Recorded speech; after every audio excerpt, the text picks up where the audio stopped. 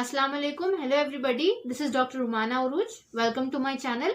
आज मैं आप सबसे एक बहुत इम्पॉर्टेंट और बहुत कॉमन डिसऑर्डर या कंडीशन के बारे में एक्सप्लेन कर रही हूँ। इसके मुझे बहुत सारे रिक्वेस्ट आए।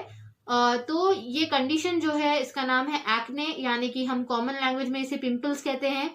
तो ये जो पिंपल्स है आजकल इतने कॉमन हो गए हैं, स्पेशली टीनेज में, और बहुत सारे यंगस्टर्स इसकी वजह से बहुत परेशान हैं। तो आप वीडियो एंड तक देखिए।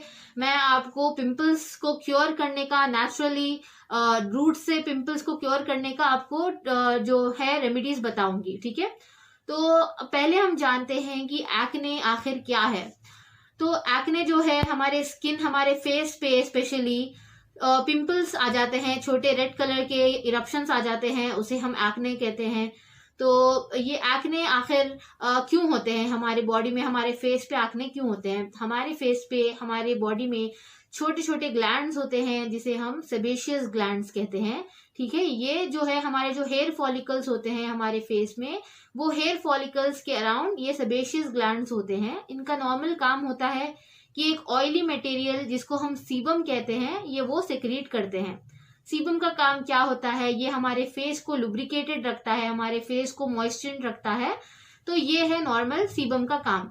लेकिन हमारी बॉडी में कुछ कंडीशंस हो जाते हैं जैसे कि हार्मोन ज्यादा प्रोड्यूस हो जाते हैं हमारी बॉडी में। तो ये एक्सेस ऑफ हार्मोन्स क्या करते हैं? सेबेशियस ग्लैंड्स को एक्टिवेट करते हैं, स्टिम्युलेट करते हैं, बहुत ज्यादा स्टिम्युलेट करते हैं, जिसकी वजह से क्या होता है, सीबम जो प्रोडक्शन है, ये जो ऑयली मटेरियल का प्रोडक्शन है, वो बहुत ज्यादा हो जाता है।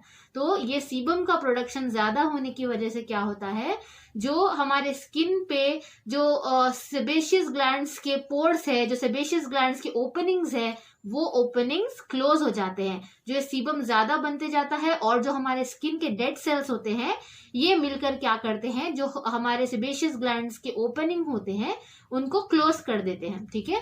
तो ये क्लोज होने की वजह से सारा इन्फेक्शन अंदर हो जाता है। तो अब हम जानते हैं कि एक्ने किसे होते हैं, एक्ने कॉज करने वाले रिस्क फैक्टर्स क्या है, एक्ने होने के रीजंस क्या है, ठीक है। तो मेन रीजन जो है, according to the academy of dermatologist, acne are caused 85% in people of age 12 to 24। तो जो लोग 12 से 24 साल के बीच होते हैं उनमें एक्ने होने के बहुत ज्यादा चांसेस है, क्योंकि वो टाइम पे जो एडोलेसेंस का टाइम होता है, जो प्यूबर्टी का टाइम होता है, तब हार्मोनल एक्शन जो होता है वो पीक पर होता है, ठीक है। तो उसकी वजह से क्या होता है, एक्ने कॉज होते हैं। सेबेशियस ग्लैंड्स की एक्टिविटी ज्यादा होने की वजह से ये जो हार्मोन्स है, कौन से हार्मोन्स, जो एंड्रोजन्स है, स्पेशली मेल हार्मोन्स है, टेस्टोस्टेरोन है, ये हार्मोन्स क्या करते हैं, सेबेशियस ग्लैंड को एक्टिवेट करते हैं। इसकी वजह से एक्ने ज्यादा होते हैं। इसके अलावा हार्मोनल रीजंस के अलावा फीमेल्स में मेंस्ट्रुअल साइकिल के दौरान एक्ने होना बहुत कॉमन है।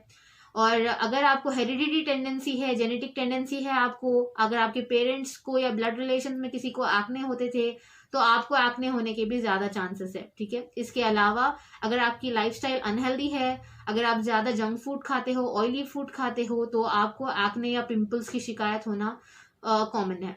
इसके अलावा अगर आप स्ट्रेस लेते हो और अगर आप एलोपैथी मेडिकेशन पे हो, आप कॉर्टिकोस्टेरॉइड्स यूज करते हो, तो इसके वजह से भी आपको एक्ने या पिंपल्स की शिकायत हो सकती है, ठीक है। तो ये हो गए मेन कुछ रीजंस और रिस्क फैक्टर्स जिसकी वजह से आपको एक्ने या पिंपल्स होने के बहुत चांसेस हो सकते हैं। अब हम जानते हैं कि एक्ने के टाइप्स क्या है और इसके स्टेजेस क्या है। तो एक्ने कैसे होते हैं?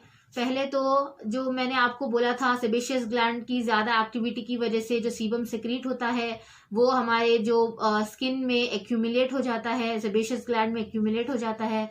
सेबेशियस ग्लैंड के पोर क्लोज होने की वजह से क्या होता है, वो सीबम बाहर आने की कोशिश करता है और वहां पर एक इरप्शन की तरह बन जाता है, वहां पर जो क्लॉग हो जाता है वहां पर एक इरप्शन बन जाता है जिसे हम कोमोडॉन कहते हैं। ये कोमोडॉन दो टाइप के होते हैं, एक होता है ओपन कोमोडॉन, एक होता है क्लोज्ड कोमोडॉन, ठीक है। ये ओपन कोमोडॉन को हम कहते हैं ब्लैक हेड, जो हमारे स्किन के बाहर तक आता है, इसे हम कहते हैं ब्लैक हेड। और कुछ होते हैं जो है क्लोज कोमोडॉन, वो स्किन के अंदर ही रहते हैं, उन्हें हम कहते हैं व्हाइट हेड। तो ये क्या करते हैं, धीरे धीरे ये पैप्यूल की शक्ल लेते हैं। पैप्यूल रेड कलर की छोटी सी पिंपल होती है हमारे फेस पे, तो वो उसे हम कहते हैं पैप्यूल। ये पैप्यूल के अंदर इन्फेक्शन और बढ़ने की वजह से इसमें पस एक्यूमुलेट हो जाता है। ये पस एक्यूमुलेट होने के बाद इसे हम कहते हैं पस्ट्यूल, ठीक है। और मेन जो बैक्टीरिया पिंपल कॉज करने में मेन रोल प्ले करता है उसे हम प्रोपियोनी बैक्टीरियम कहते हैं। प्रोपियोनी बैक्टीरियम जो है वो एक्ने कॉज करने में हम मानते हैं कि एक्ने ये बैक्टीरिया कॉज करता है, ठीक है। तो ये जो पैप्यूल है ये पस्ट्यूल बन जाता है, और अगर हम पस्ट्यूल के स्टेज में भी अगर हम सही से ट्रीटमेंट अगर नहीं लेंगे, इसे भी हम अगर लाइट लेंगे, तो ये पस्ट्यूल जाकर क्या बन जाएगा, नोड्यूल बन जाएगा, ठीक है। नोड्यूल होते हैं, बड़े बड़े पिंपल्स होते हैं, और ये फिर आगे जाकर लास्ट स्टेज पे चले जाएगा, इसे हम सिस्ट कहते हैं, ठीक है। जो सिस्टिक नोड्यूल्स होते हैं वो बहुत पेनफुल होते हैं और उसे ट्रीट करना फिर बहुत मुश्किल हो जाता है। तो एक्ने का ट्रीटमेंट हम जितना जल्दी करेंगे उतना अच्छा होगा, ठीक है। तो अब हम जानते हैं कि इसका ट्रीटमेंट आखिर क्या है। तो आपको जो कंजर्वेटिव मेडिकल ट्रीटमेंट है उसमें आपको इसके ऑइंटमेंट्स देंगे एक्ने को कंट्रोल करने के, और एंटीबायोटिक्स देंगे। ये मेडिसिन से क्या होगा, आपके एक्ने सप्रेस हो जाएंगे, जो जब कम हो जाएंगे, लेकिन आप जब जो मेडिसिन है वो स्टॉप करोगे तो वो और ज़्यादा आ जाएंगे आपको एक्ने, ठीक है। तो अब हम देखते हैं कि होम्योपैथी में एक्ने का क्या ट्रीटमेंट है, एक्ने का क्या क्योर है।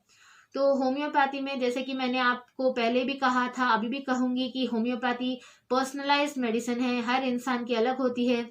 अगर आप कहीं शॉपिंग पे जाओगे तो आपका जो साइज है वो दूसरों से अलग रहेगा, ठीक है। तो वैसे ही होम्योपैथी में आपकी जो मेडिसिन है उसका कॉज तक हमें पहुंचना रहता है कि एक्ने आपको आखिर क्यों हो रहा है। तो अगर हम वो कॉज रेक्टिफाई करेंगे तो आपके एक्ने अपने आप रेक्टिफाई हो जाएंगे, करेक्ट हो जाएंगे, और जड़ से आपके एक्ने क्योर हो जाएंगे, ठीक है।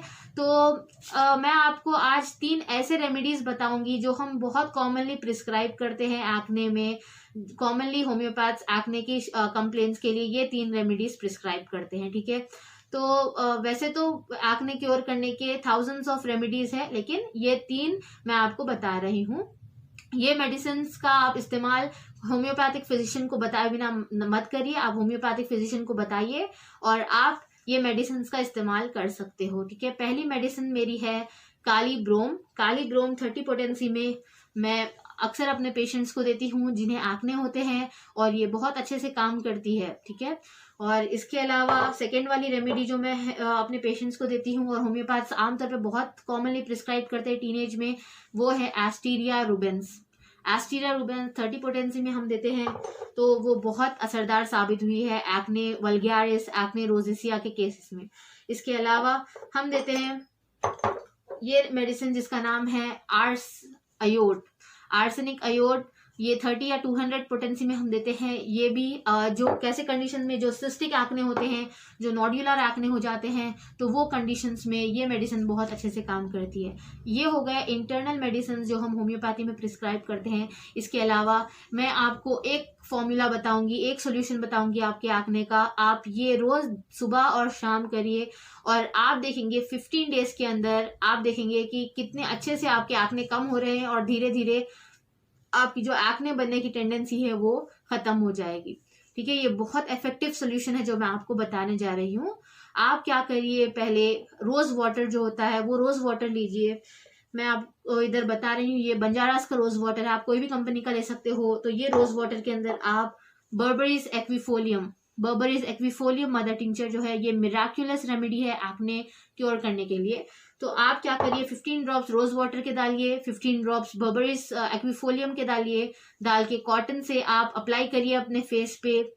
और आपको कैसे अप्लाई करना है आपके फेस पे, ऊपर से नीचे तक आपको अप्लाई करना है, ठीक है।